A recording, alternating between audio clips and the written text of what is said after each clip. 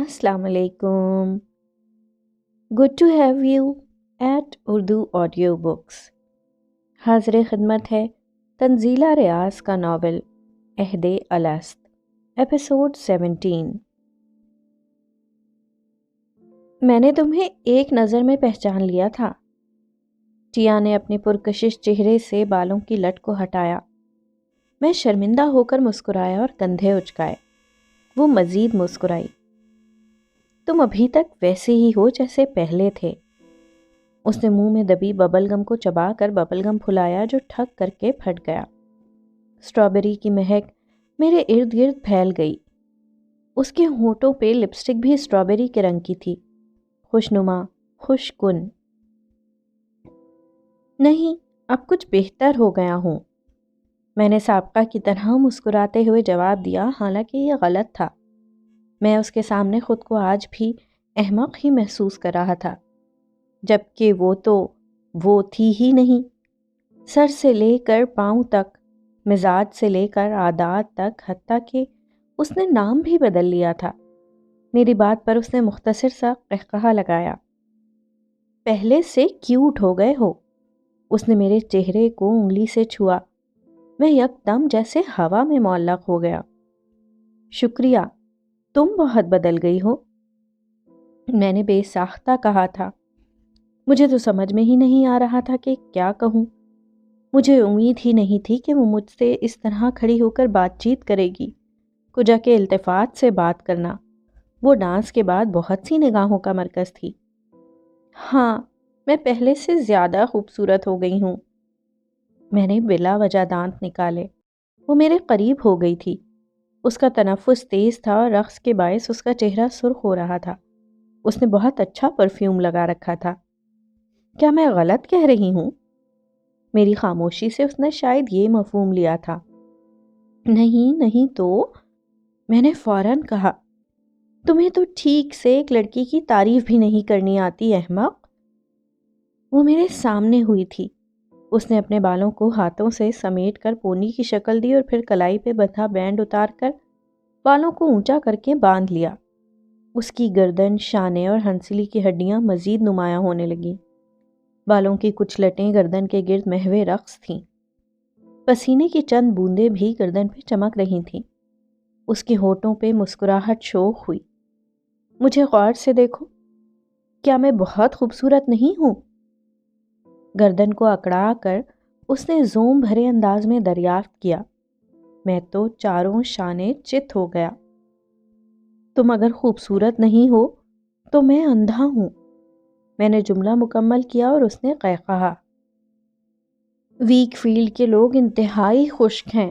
میں یہاں آ کر سخت پچھتا رہی ہوں. ٹیا نے میرے ساتھ چلتے ہوئے ناک چڑھا کر کہا. ایلینور کی پارٹی کے بعد یہ ہماری دوسری ملاقات تھی جو بظاہر حادثاتی تھی، لیکن میرا دل جانتا تھا کہ یہ معجزاتی تھی. میں لائبریری سے واپس آ رہا تھا جب ایلینور ملا اور باتوں باتوں میں اس نے بتایا کہ ٹیا اس کی بہن سے ملنے گھر آئی ہوئی ہے. میں اس سے جان چھڑوا کر آگے بڑھا تھا اور اپنا راستہ بدل کر اس کے گھر کی طرف ہو لیا تھا. میں تب تک اس کے گھر کے عقب میں کھڑا رہا تھا جب تک میں نے ٹیا کو بیرونی داخلی دروازے سے باہر نکلتے نہ دیکھ لیا تھا، اور جب وہ واپسی کے لیے بڑھی تو میں نے فوراً اس کو جا لیا، لیکن اس نے ناپسندیدگی ظاہر کرنے میں لمحہ بھی نہ لگایا تھا. تم ہندوستان سے کب آئیں؟ میں نے کھسیانہ سا ہو کر یہ پوچھ لیا، حالانکہ میں پوچھنا شاید کچھ اور چاہتا تھا. اس کے ساتھ چلنے سے عجیب سا سحر مجھ پر طاری تھا. میں سوچ کچھ اور رہا تھا اور کہہ کچھ اور رہا تھا. عرصہ ہو گیا، کافی سال گزر گئے. ڈیڈی کا ٹرانسفر بہت پہلے ہو گیا تھا یہاں، جب تمہارے گرینڈ پا ابھی روپ نگر میں ہی ہوا کرتے تھے. ہم اٹلی میں بھی رہے ہیں 2 سال. اب تو عرصہ ہو گیا یہاں UK میں ہیں. چھٹیوں میں ہی جا پاتے ہیں انڈیا. اس کا انداز پہلے سے زیادہ اکتایا ہوا تھا. میں نے کنکھیوں سے بغور اس کا جائزہ لیا. وہ اپنے حلیے، چال ڈھال اور انداز گفتگو میں کہیں سے بھی روپ نگر والی میتا راؤ نہیں تھی. وہ صرف ٹیا تھی. تم کئی سالوں سے یہاں ہو اور کئی سالوں سے ہی پچھتا رہی ہو. میرے منہ سے ایک بار پھر بے معنی و بے مقصد جملہ پھسلا. میں شاید اپنے حصے مزاح کا استعمال کر کے اسے ہنسانا چاہ رہا تھا، وہ مسکرائی تک نہیں تھی۔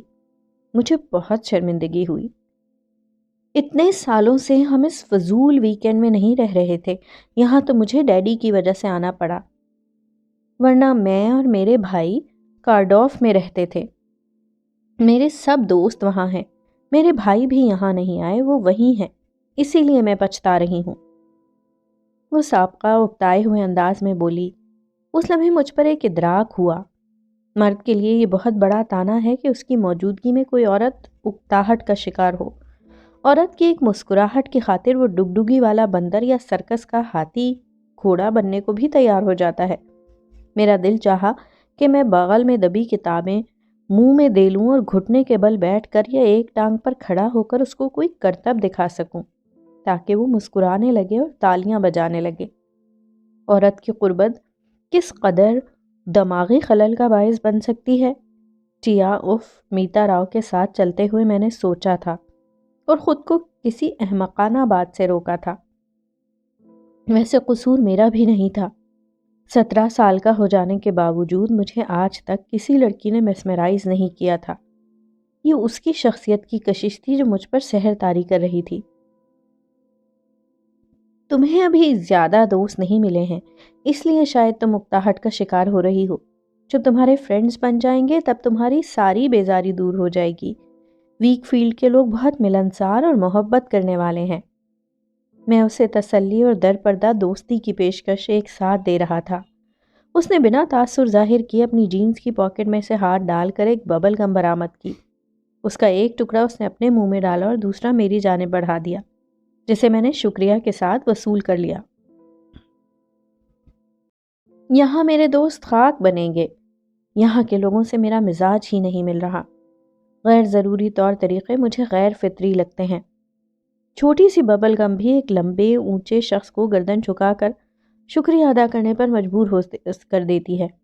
میں کسی سے ایسی دوستی نہیں کر سکتی کہ ہمہ وقت شکریہ، بہت اچھا یا بہت خوب کی عملی تفسیر بنی رہوں۔ تم لوگ انہیں مہذب طور طریقے کہتے ہو اور میں انہیں غیر ضروری تکلفات کہتی ہوں۔ یہ کیسی ملنساری اور محبت ہے؟ ببل گم چباتے ہوئے وہ بہت اکتائے ہوئے انداز میں کہہ رہی تھی۔ میری ببل گم ابھی ہاتھ میں ہی تھی۔ میں نے چھینپتے ہوئے اس کا ریپر اتارا اور اسے منہ میں ڈال لیا، جبکہ ریپر کو فٹ پاتھ پر پڑے ڈسٹ بن میں ڈال دیا۔ یہ میں نے پھینک دیا اپنے شکریہ کو ڈسٹ بن میں۔ تم اس کو ملنساری اور محبت کہتی ہو؟ اس نے میری جانب دیکھا اور پہلی بار مسکرائی۔ صد شکر مسکرائی۔ میری مردانگی کو عجیب سی تسکین پہنچی۔ من پسند عورت کے چہرے پر مسکان لانا کسی مارکے سے کم نہیں ہوتا۔ تم شاید یہ کہنا چاہتے ہو کہ تم میرے ساتھ دوستی کرنا چاہتے ہو۔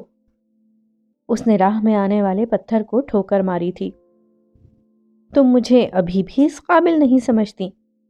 میرا شکریہ ڈسٹ بن میں پڑا ہے، میں نے مصنوعی حیرانی سے کہا اور پیچھے کی جانب اشارہ کیا جہاں ڈسٹ بن تھا۔ اس نے میری جانب دیکھا اور کھل کر مسکرائی۔ یہ کتابیں ڈسٹ بن میں ڈال سکتے ہو؟ اس نے لائبریری کی کتابوں کی جانب اشارہ کیا جو میری بغل میں دبی تھی۔ وہ چلتے چلتے رک گئی تھی۔ مجھے بھی مجبوراً رکنا پڑا۔ ہر مرد کی راہ کا پہلا پڑاؤ عورت ہی ہوتی ہے۔ میرے سامنے ٹیا نہیں تھی، میرا پہلا پڑاؤ تھا۔ میں نے اپنے ہاتھوں کی جانب دیکھا جن میں کتابیں تھیں، اور ان کتابوں میں میرا دل تھا، جبکہ سامنے ایک عورت کھڑی تھی جس کی ہنسی کتابوں سے کہیں زیادہ دل فریب تھی۔ اس کے چہرے پر میرا امتحان لیتی ہوئی آزمائش تھی۔ ایسی مسکراہٹ، ایسی چمک، ایسی لپک کتابوں کے چہرے پر چمکتی کب دیکھی تھی میں نے؟ میری مزاحمت کمزور ہونے لگی تھی۔ میرا پہلا پڑاؤ، میری پہلی دلدل، میری پہلی عورت۔ فیصلہ ہو چکا تھا۔ میں پیچھے کی جانب بھاگا اور کتابیں بھی ڈسٹ بن میں ڈال دیں۔ پھر میں نے ہاتھ جھاڑ کر اس کے سامنے پھیلائے تھے۔ اس نے قہقہا لگایا۔ میں شانت ہو گیا۔ من پسند عورت کا قہقہا قہقہا نہیں ہوتا، ڈگڈگی ہوتی ہے۔ میرے ڈیڈی، بھائی، کزنز اور انکلز سب کے سب ہیجڑے ہیں۔ یہ ہمیشہ تالیاں بجانے والے بنے رہنا چاہتے ہیں۔ انہیں چڑ ہوتی ہے اگر کوئی اور ان کے لیے تالیاں بجائے۔ مجھے اسٹیج پر ناچتا دیکھ کر ان سب کو ویسے ہی موت پڑ جاتی ہے۔ ان کے خاندانی رتبے کو ٹھیس پہنچتی ہے۔ بھاڑ میں جائیں سب۔ ٹیا نے ہمیشہ کی طرح اپنے گھر والوں کا ذکر آتے ہی ناک چڑھا کر کہا تھا۔ اس لیے انہوں نے تمہیں گھر سے نکال دیا؟ انہوں نے مجھے گھر سے نہیں نکالا، میں ہی انہیں چھوڑ کر یہاں آ گئی ہوں۔ میں تمہاری طرح چھوٹا نابالغ بچہ نہیں ہوں دودھ پینے والا، میں اپنے فیصلے خود کر سکتی ہوں۔ وہ سابقہ انداز میں بولی تھی۔ اس کی نظریں میری کریم کافی کے کپ پر تھیں جبکہ وہ خود بلیک کافی پی رہی تھی۔ اب وہ بالکل پہلے والی میتا راؤ لگ رہی تھی جس کے ہر عضو سے خود پسندی چھلکا کرتی تھی، مگر وہ پہلے کی نسبت زیادہ باتونی ہو گئی تھی اور اپنے بارے میں بولنے کے لیے تو ہمیشہ تیار ہو جاتی تھی۔ بالخصوص شخصی آزادی کی بات آتی تو وہ اپنے آپ کو اس کا سب سے بڑا علمبردار ظاہر کرتی تھی، اور اس نے بالآخر مجھے بتا دیا تھا کہ وہ اپنے ممی ڈیڈی سے ناراض ہو کر کارڈف سے ویک فیلڈ اپنی کسی سہیلی کے پاس آئی ہے اور اسی کے گھر میں پیئنگ گیسٹ کے طور پر رہ رہی ہے۔ اس کے بقول اس کا خاندان اسے پابندیوں میں جکڑ کر رکھنا چاہتا ہے۔ اس کے خاندان کے بارے میں پہلے ہی سے میں گرینڈ پا سے کافی کچھ سن چکا تھا۔ اس کا تعلق ہندوستان کے ایک اعلیٰ تعلیم یافتہ سیاسی گھرانے سے تھا۔ اس کے بہت سے انکلز ہندوستانی سیاست کا اہم رکن تھے یا پھر تعلیم کے شعبے سے وابستہ تھے۔ ان کے یہاں یہی دو شعبے تھے جو رواج کی طرح ان کے رہن سہن کا حصہ بن چکے تھے، لیکن تعلیم یافتہ ہونے کے باوجود اس کے خاندان میں ذہنی پسماندگی پائی جاتی تھی، جس کا اظہار میتا کی باتوں سے ہو رہا تھا۔ وہ رقاصہ کے طور پر اپنا آپ منوانا چاہتی تھی، جس کی اجازت اس کے گھر والے اسے نہیں دیتے تھے۔ اس کا یہ خواب ایک بغاوت سے کم نہیں تھا۔ اس نے گھر والوں کی ضد میں پڑھائی بھی ادھوری چھوڑ دی تھی۔ تمہاری ممی نے بھی تمہاری حمایت نہیں کی؟ میں نے اس سے پوچھا تھا۔ ممی ڈیڈی سے بھی زیادہ دقیانوسی اور اشتعال دلانے والی ہیں۔ وہ مجھے تمہارے ساتھ ان کپڑوں میں بیٹھا دیکھ لیں تو انہیں دوسری سانس مشینوں پر دلوانے کے لیے ہاسپٹل لے جانا پڑے۔ اس نے اپنی جانب اشارہ کر کے بات مکمل کی۔ وہ بغیر آستینوں والی شرٹ کے ساتھ اسکرٹ پہنے ہوئے تھی۔ مجھے اس کی ممی کی سوچ پر بھی افسوس ہوا۔ ہم لوگ دراصل اونچی جاتی کے ہندو ہیں۔ میرے خاندان کے لیے ذات پات بہت اہمیت رکھتا ہے۔ وہ مجھے رقص کرنے کی اجازت اس لیے نہیں دیتے کہ ان کے نزدیک یہ ہمارا مقام نہیں کہ ہم ناچیں اور لوگ تالیاں بجائیں۔ اس نے کافی کا گھونٹ بھرتے ہوئے کہا تھا۔ میں نے سر ہلایا۔ ہم ایک پارک میں بیٹھے تھے۔ دھوپ کی حدت کچھ پھیکی سی تھی، لیکن ٹیا کے چہرے پر مجھے بہت مٹھاس محسوس ہو رہی تھی۔ حالانکہ وہ بہت اکتائے ہوئے لہجے میں بات کر رہی تھی، لیکن مجھے بہت اچھا لگ رہا تھا کہ وہ اپنے ذاتی معاملات پر مجھ سے اس طرح کھل کر بات کر رہی ہے۔ میں نے کافی کے ڈسپوزیبل کپ کو مضبوطی سے تھاما۔ وہ لاپرواہی سے ٹانگیں ہلاتے ہوئے جھولا جھولتے بچوں کو دیکھ رہی تھی۔ تمہیں رقص کرنا بہت پسند ہے نا؟ میں نے بلا وجہ پوچھ لیا، حالانکہ اس کا جواب مجھے پتا تھا۔ پسند بہت چھوٹا لفظ ہے دوست، یہ میرا شوق ہے، میرا جنون، میری لگن۔ یہ موضوع اس کی توانائی کو بحال کر دیتا تھا۔ ڈیڈی یہ بات سمجھتے ہیں۔ وہ بہت مثبت سوچ کے مالک ہیں، لیکن اپنی بات منوانے کے لیے خاندان بھر سے ٹکر لینے کی ان میں ہمت نہیں ہے۔ وہ مجھے رقص کرنے سے نہیں روکتے، سراہتے بھی ہیں، مگر پبلک پلیس میں رقص کرنے کی اجازت نہیں دیتے۔ ان کے اپنے ہی عجیب و غریب سے تحفظات ہیں۔ بہرحال مجھے پرواہ نہیں۔ اس نے سر جھٹکا تھا۔ میں کسی ایکس وائی زی کے کہنے پر اپنے شوق سے، اپنے جنون سے منہ نہیں موڑ سکتی۔ میں اپنی لگن سے اپنے آپ سے غداری نہیں کر سکتی۔ میں غدار نہیں ہوں۔ میں نان ویج نہیں کھاتی۔ وہ مگن انداز میں کہہ رہی تھی۔ میں چونک کر اس کا چہرہ دیکھنے لگا۔ یہ ٹیا نہیں تھی، یہ تو وہی پرانی میتا راؤ تھی۔ میں نان ویج کھاتا ہوں مگر غدار نہیں ہوں۔ میرا لہجہ سپاٹ تھا، دل جیسے لرزنے لگا تھا۔ وہ ابھی تک اپنے اسی پرانے ڈھکوسلے کو ساتھ لے کر چل رہی تھی۔ تم تو رہنے ہی دو دوست، تمہیں کتاب سے محبت ہے نا؟ شوق سے کتاب پڑھتے ہو نا؟ اپنے شوق کو، اپنی لگن کو بنا نہیں پائے تم؟ ایک لڑکی کے کہنے پر اپنے شوق کو اور اپنی لگن کو کچرے میں پھینک دیا تم نے۔ مجھے دیکھو، میرے جنون کی راہ میں جو بھی آیا میں نے پرواہ نہیں کی، اپنے ممی ڈیڈی کو بھی چھوڑ دیا، مگر اپنی لگن سے منہ نہیں موڑا۔ میں نے کہا نا، میں غدار نہیں ہوں۔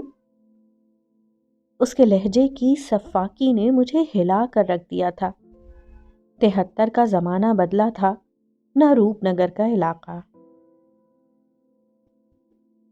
دنیا کے ساتھ وہ مت کیجیے جو ابلیس نے آپ کے ساتھ کیا تھا۔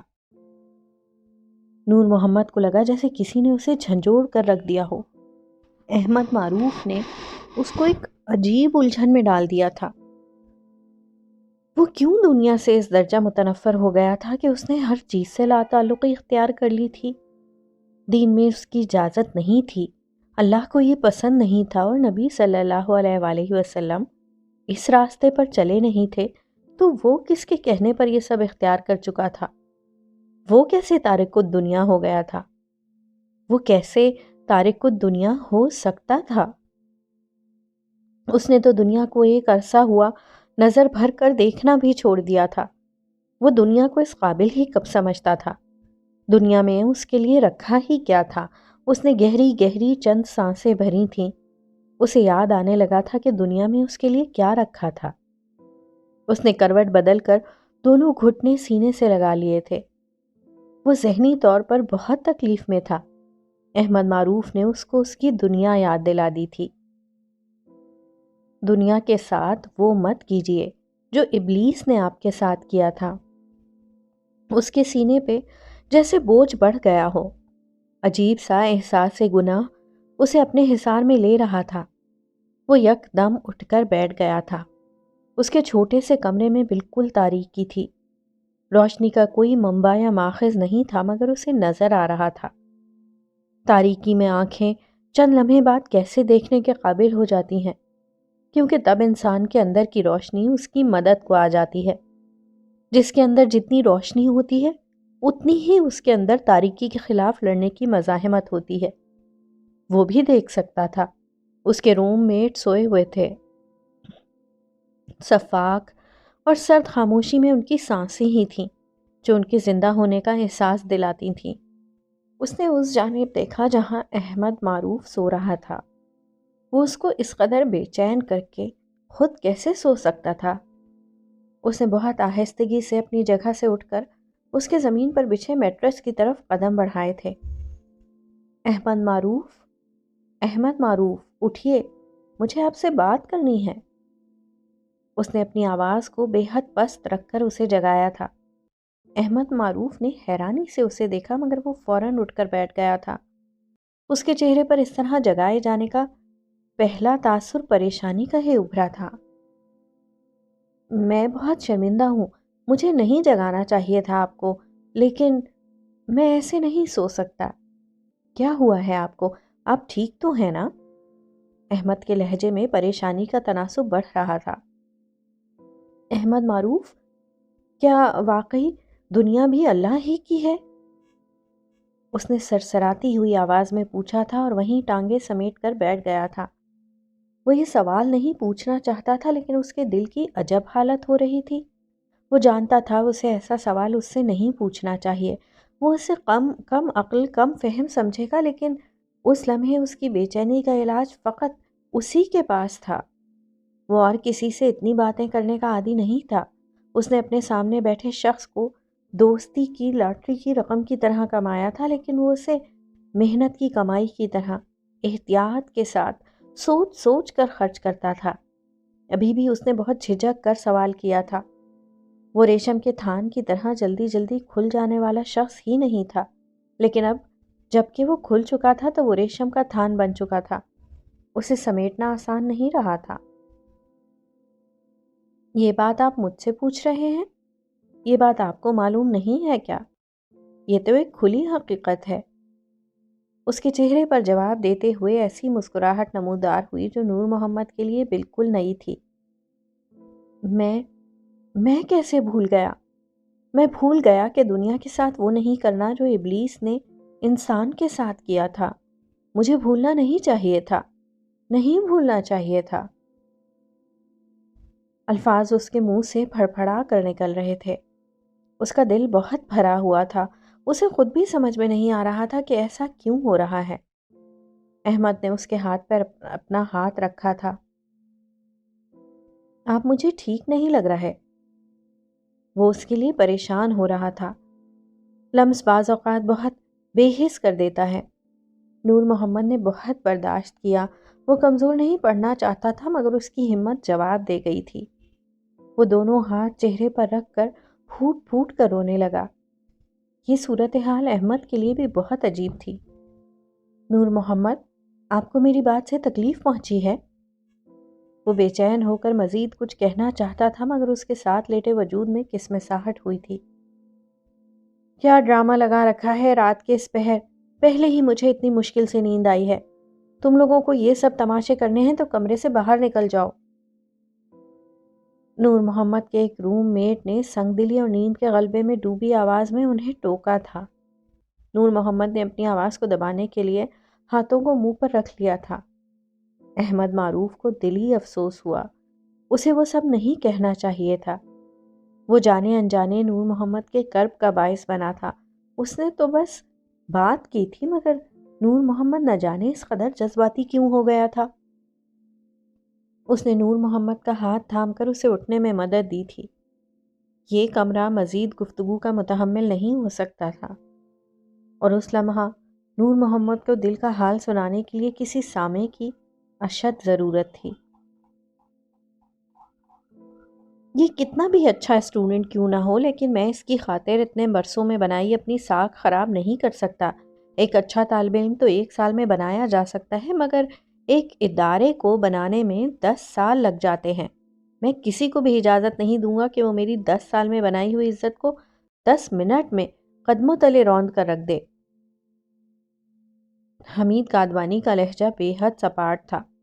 وہ اس کی اکیڈمی کے چیئر پرسن تھے اور اس کے ابو سے مخاطب تھے جنہیں فون کر کے اکیڈمی بلوایا گیا تھا اور سب کچھ بتا دیا گیا تھا۔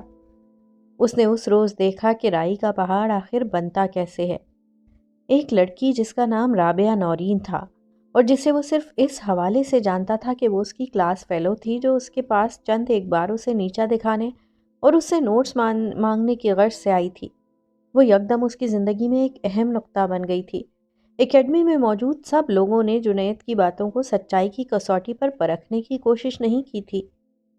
یہ سب مکمل سچ بے شک نہیں ہوگا، لیکن سب جھوٹ بھی تو نہیں ہو سکتا۔ حقیقت کہیں نہ کہیں ہوتی ہے تو افسانہ جنم لیتا ہے۔ میں بہت مایوس ہوا ہوں، مجھے یہ امید نہیں تھی کہ آپ کا بیٹا بھی اس قسم کی حرکتوں میں ملوث ہو سکتا ہے۔ حمید کادوانی اس کے ابو کے سامنے یہ سب کہہ رہے تھے۔ اڑتی چڑیا کے پر گننے کا دعویٰ کرنے والے حمید کادوانی کیا اتنی سمجھ بوجھ نہیں رکھتے تھے کہ ٹیبل کے پیچھے کھڑے اس بزدل، ڈرپوک اور احمق نظر آنے والے لڑکے کی آنکھوں میں چھپی حقیقت کو پرکھ سکتے؟ طلحہ اور جنید ذرا بھی خوفزدہ نہیں تھے۔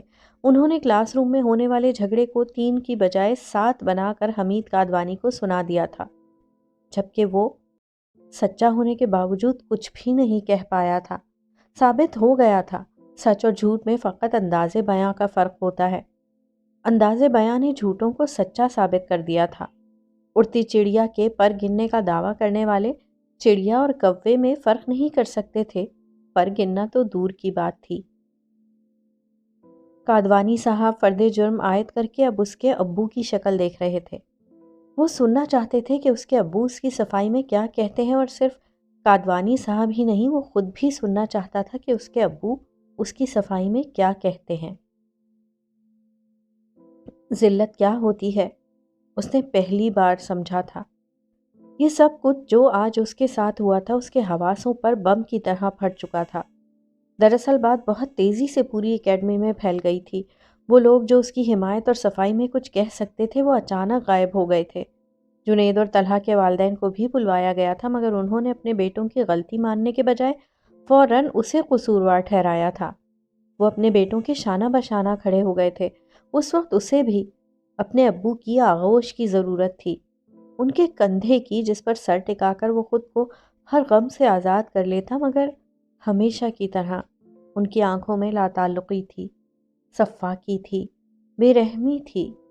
ان کی آواز میں اس درجہ سرد مہری تھی کہ وہ جب بولے تو اس نے اپنی آنکھوں کے گیلے گوشوں کو برف بنتا محسوس کیا۔ کادوانی صاحب، غلطی پہلی ہو یا آخری، غلطی ہوتی ہے، اور میرے یہاں غلطی کی معافی نہیں ہے۔ ان کے جواب نے اسے صرف حیران نہیں کیا تھا، باقی سب کچھ کر دیا تھا۔ حمید کادوانی نے اس کے ابو کا انداز دیکھنے کے بعد اپنا فیصلہ برقرار رکھا تھا۔ وہ مزید اسے اپنے ادارے میں نہیں دیکھنا چاہتے تھے۔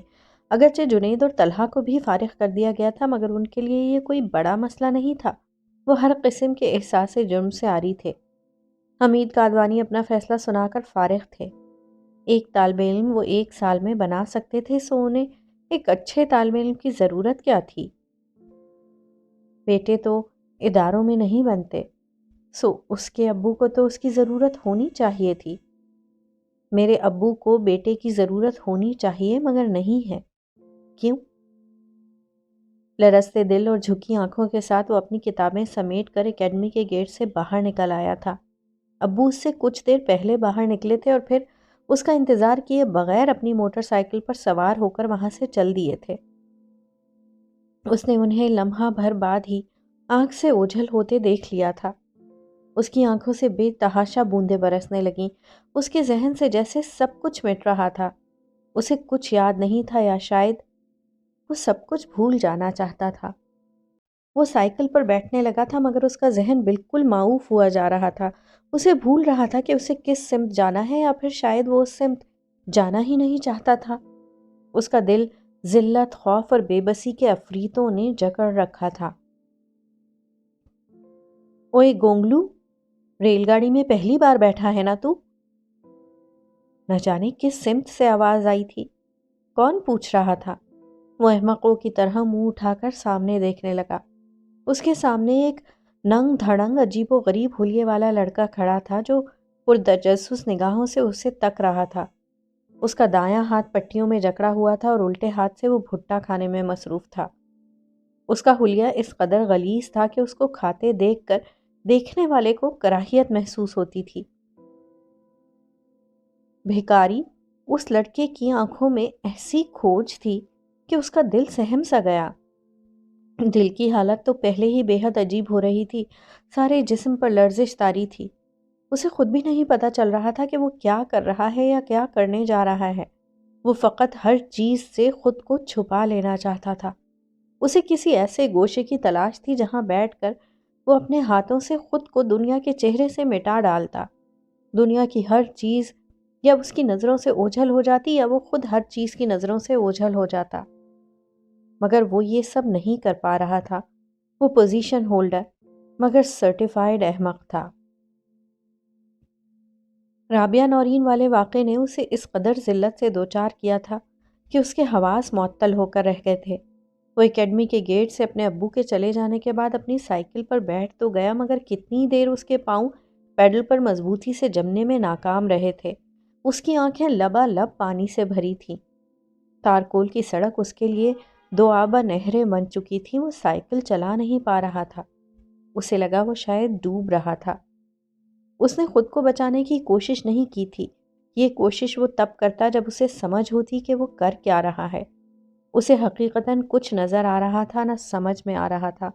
دھیرے دھیرے وہ سائیکل کے پیڈلز کو تیزی سے گھمانے لگا تھا۔ ہر ایک سیکنڈ کے بعد اس کی رفتار میں اضافہ ہونے لگا تھا۔ کیوں؟ کیوں؟ میرے ساتھ ہی کیوں؟ اس کے ذہن میں اسی ایک جملے کی تکرار تھی۔ ایسی ذہنی حالت کے ساتھ نہ جانے کیسے وہ ریلوے اسٹیشن تک پہنچ گیا تھا۔ اسے صرف اتنا پتا تھا کہ وہ یہاں سے دور چلا جانا چاہتا ہے، اسی لیے وہ ریلوے اسٹیشن تک آیا تھا، لیکن یہاں آ کر وہ بالکل ہی دماغی طور پر ختم ہو گیا تھا۔ اس کا ذہن مزید کام کرنے سے انکاری ہو گیا تھا۔ ریلوے اسٹیشن اس کے لیے ایک نئی جگہ تھی۔ وہ پہلے کبھی اس جگہ نہیں آیا تھا۔ یہاں کی گہما گہمی، لاتعداد چہرے، بھانت بھانت کی آوازوں نے اسے مزید بوکھلا دیا تھا۔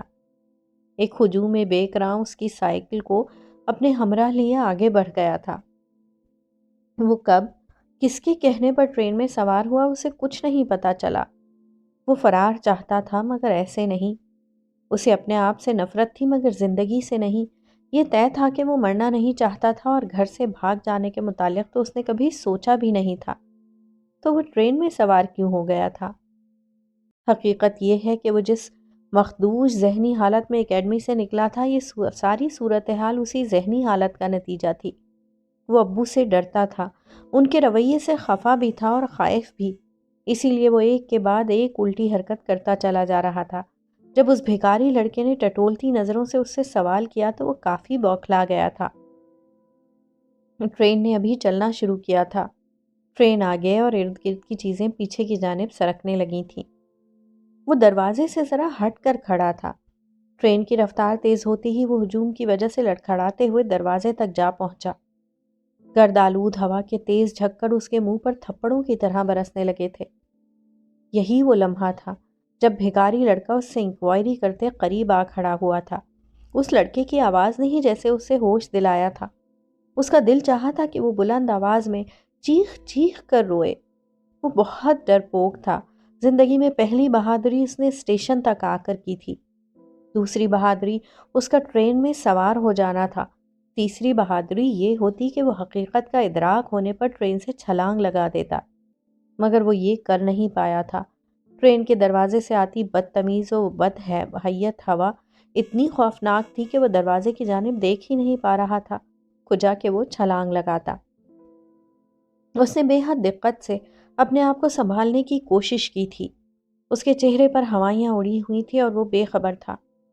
مجھے یہاں نہیں آنا چاہیے تھا، مجھے واپس چلے جانا چاہیے۔ میرے ابو کو بے شک میری ضرورت نہ ہو، مگر میری امی مجھ سے بہت محبت کرتی ہیں، وہ دل ہی دل میں سوچ رہا تھا۔ میں نے پوچھا تو ریل گاڑی میں پہلی بار بیٹھا ہے نا؟ اسی لڑکے نے سوال دہرایا تھا۔ اب کی بار اس کا انداز بے حد بارعب تھا کہ وہ بلا وجہ ہی اس بات میں گردن ہلا گیا۔ تجھے پتا ہے یہ ریل گاڑی کہاں جا رہی ہے؟ بھٹا ٹرین کے دروازے سے باہر اچھالتے ہوئے دوسرا سوال پوچھا گیا۔ اس نے گردن نفی میں ہلائی تھی۔ ساہیوال۔ ساہیوال جائے گا تو؟ بھیکاری نہ جانے کیوں ٹرین کا اینکر پرسن بن رہا تھا۔ نہیں، اس کی بہت سہمی ہوئی آواز برآمد ہوئی تھی۔ وہ جس بوگی میں سوار تھا وہ ٹرین کی آخری بوگی تھی۔ تمام مسافر اپنی وضع قطع سے دیہاتی اور پسماندہ حال لگ رہے تھے۔ رش بھی اس قدر تھا کہ کھڑے ہونے کی بھی جگہ نہیں تھی اور شور اتنا کہ کان پڑی آواز سنائی نہ دیتی تھی، مگر بھیکاری لڑکے کو انٹرویو کا شوق چرایا تھا۔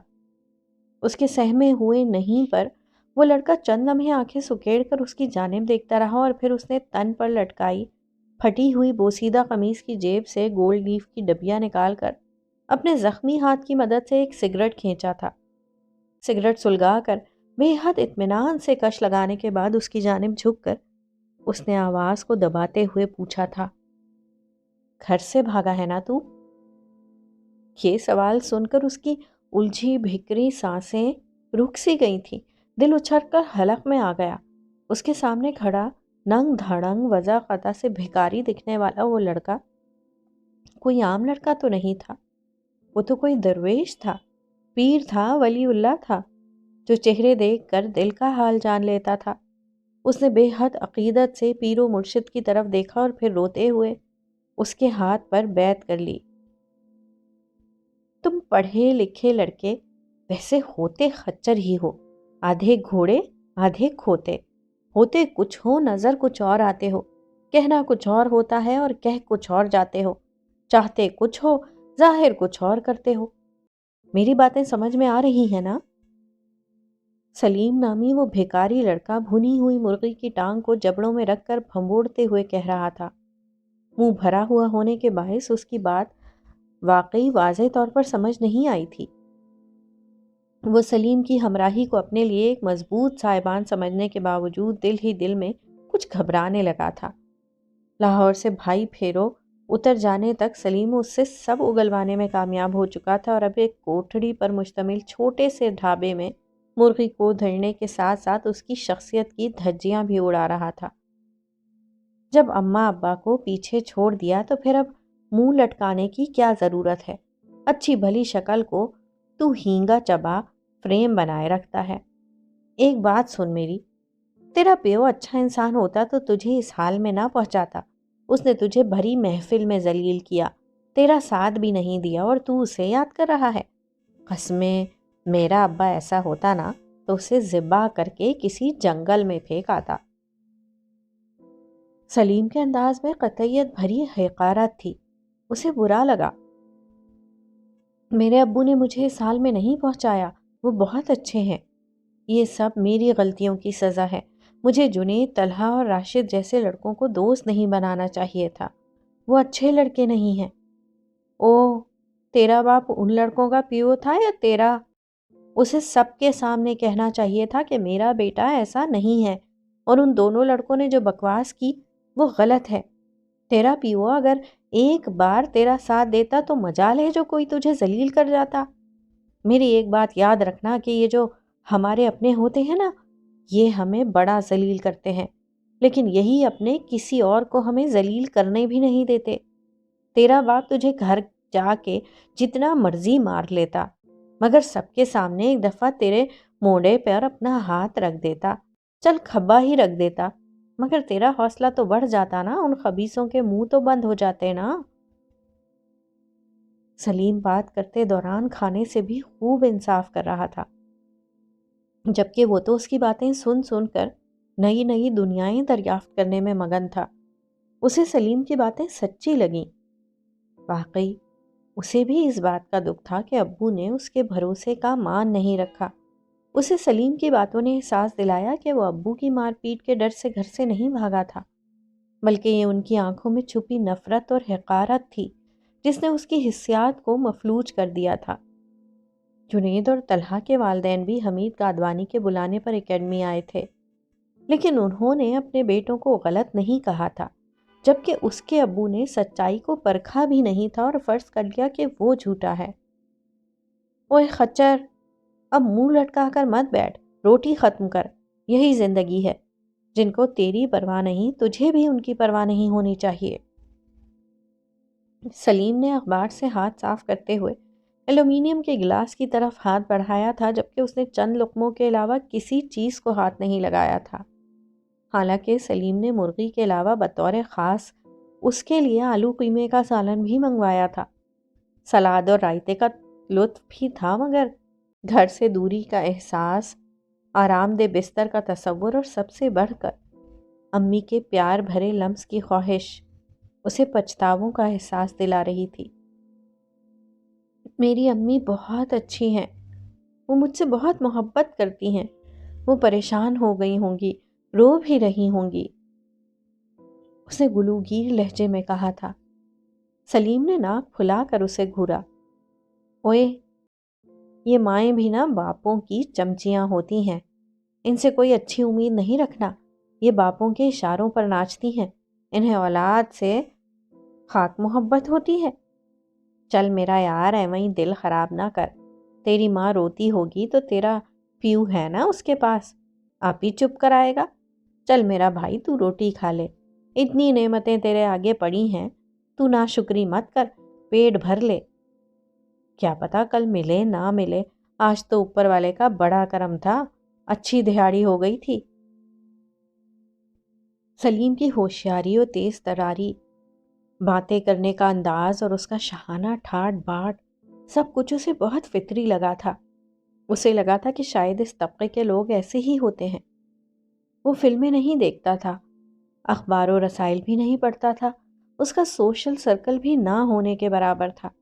باہر کی دنیا میں کیا ہو رہا ہے، کیسے کیسے لوگ بکھرے ہوئے ہیں، اسے کچھ پتا نہیں تھا۔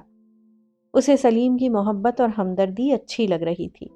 وہ جس طرح اس کا خیال رکھ رہا تھا، اسے بار بار کھانا کھانے کی تلقین کر رہا تھا، اسے یہ سب اچھا لگ رہا تھا۔ وہ اس کی باتوں سے بہلنے لگا تھا۔ تمہارا گھر کہاں ہے؟ اس نے بچی ہوئی روٹی کا نوالا توڑتے ہوئے پوچھا تھا۔ گھر سے بھاگ کر آ گیا ہے اور اب مجھ سے گھر کا پوچھ رہا ہے۔ ارے بیٹا، یہ گھر ور کچھ نہیں ہوتا، جہاں روٹی ملے کھا لو، جو پہننے ملے پہن لو، جہاں سونے کی جگہ ملے وہاں سو جاؤ، یہی زندگی ہے، اسے خواہ مخواہ کی تفتیش میں کیوں ضائع کرتا ہے؟ سلیم کا لہجہ مطمئن تھا، وہ اپنی شلوار کی جیب سے 2-3 والیٹ نکال کر اب ان میں موجود چیزوں کو ایک جگہ جمع کر رہا تھا۔ روپے کی ایک جگہ اور باقی چیزیں ایک جگہ رکھنے کے بعد اس نے روپوں کو گننا شروع کیا تھا۔ اس کے بعد اس نے ایک نوٹ اس کی جانب بڑھایا۔ تم بہت اچھے ہو سلیم، وہ ممنون لہجے میں بولا اور پھر منہ میں لقمہ رکھتے ہوئے بولا، مجھے روپوں کی ضرورت نہیں ہے، مجھے تم جیسے دوست کی ضرورت ہے۔ دیکھ خچر، سلیم کسی کا دوست ووست نہیں ہے۔ تو مجھے بڑا معصوم لگا ہے، بس اس لیے تیری مدد کر رہا ہوں۔ مجھے رشتوں سے بڑی نفرت ہے۔ میں نہیں چاہتا کہ تو مجھ سے کوئی رشتہ جوڑے۔ میں تیرا خیال رکھ رہا ہوں، تیرے بھلے کی باتیں کر رہا ہوں تو ان کو غنیمت سمجھ۔ تو میرے ساتھ رہنا چاہتا ہے تو بے شک رہ لے، مگر مجھے اپنا چاچا ماما مت سمجھ۔ سلیم نے نوٹ اس کی مٹھی میں دبایا اور باقی کی رقم دوبارہ سے جیب میں اڑس لی۔ اس کا دل سلیم کی باتوں پر ایک دفعہ پھر خوفزدہ ہوا تھا۔ وہ سلیم کو چھوڑ کر کہیں نہیں جانا چاہتا تھا۔ رات کا اندھیرا پھیل چکا تھا۔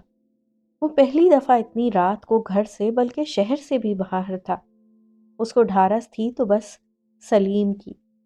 یہ سلیم کا حوصلہ ہی تھا کہ وہ پوری روٹی کھا گیا تھا۔ روٹی ختم کر کے اس نے پانی کا جگ اٹھانا چاہا تھا جب اسے احساس ہوا کہ سلیم کے چہرے کے تاثرات بدل رہے ہیں۔ وہ اپنی جگہ سے ہڑبڑا کر کھڑا ہو گیا۔ اوے کھوتے بھاگ! سلیم نے نعرہ لگایا تھا۔ وہ حیران پریشان اپنی نشست سے کھڑا ہوا۔ اس سے پہلے کہ وہ کچھ سمجھ پاتا کسی نے اس کی گردن کو دبوچا تھا۔ پکڑ لو ان حرام زادوں کو! سلیم آنن فانن کوٹری کی کھڑکی سے باہر کود گیا تھا جبکہ وہ ہکا بکا مٹھی میں دبے نوٹ کو دیکھ رہا تھا۔